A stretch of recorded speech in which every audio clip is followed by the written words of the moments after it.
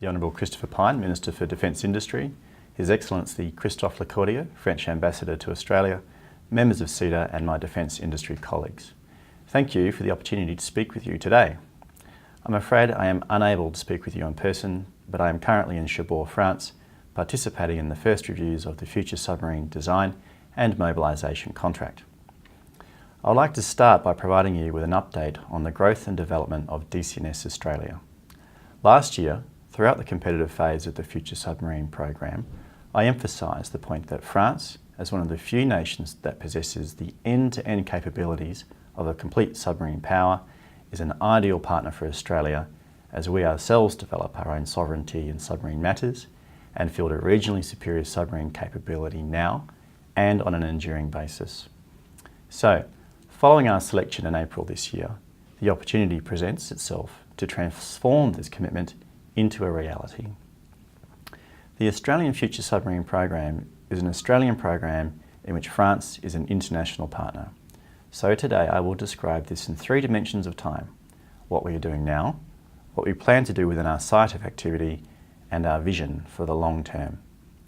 The vision of DCNS is clear: the delivery of regionally superior submarine performances at the whole warship level to our customer in partnership with Lockheed Martin, and the development of an industrial and knowledge base within Australian sovereign bounds capable of maintaining these performances.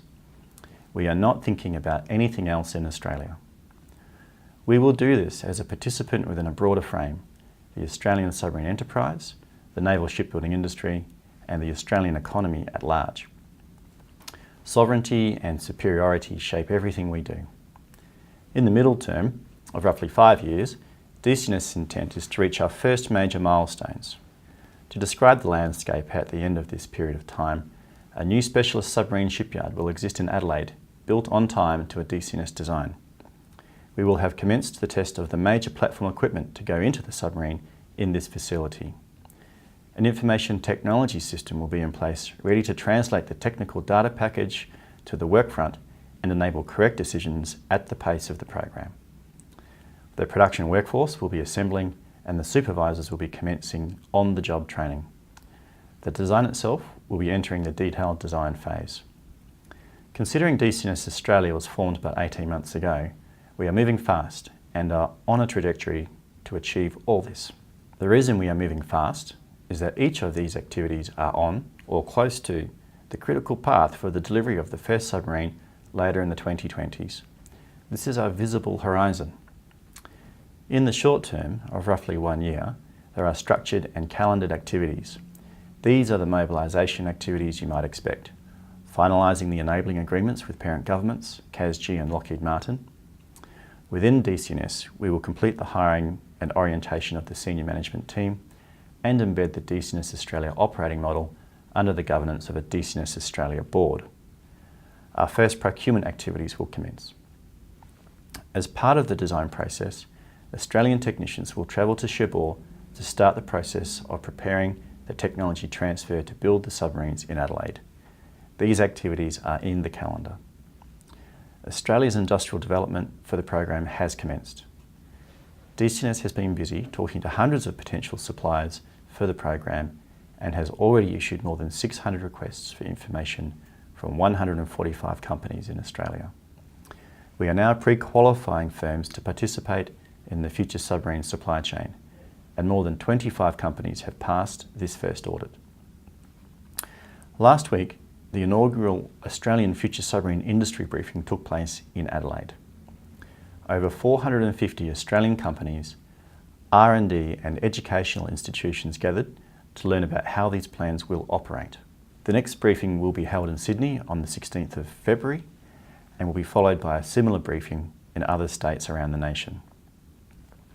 Our stakeholders will have better access to DCNS from February next year as our office in Adelaide becomes operational and our leadership team assembles with an initial 50 staff.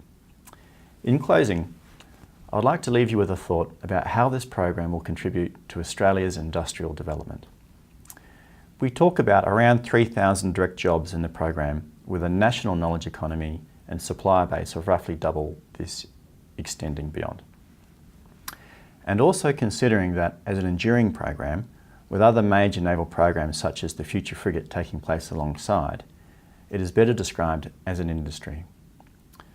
So while some people, for example, perhaps submarine naval architects, may work within the industry as a lifelong career, many others will transition in and out to adjacent sectors. This creates a workforce competent in advanced manufacturing, engineering, and related industrial technologies of some tens of thousands of people over the generational time frame. Now is the time to think about what other opportunities this workforce can capture in the follow-on cycle. Submarines are not an end unto themselves, but part of a bigger picture. What is this bigger picture? Activity on this scale does not just happen. All of us in business understand that market forces are guided by both capacity and opportunity. The next industry will come as the result of long-term planning, policy development, and decisions taken by both business and government. I do wish I was with you today to share in that conversation. With my best regards, and thank you.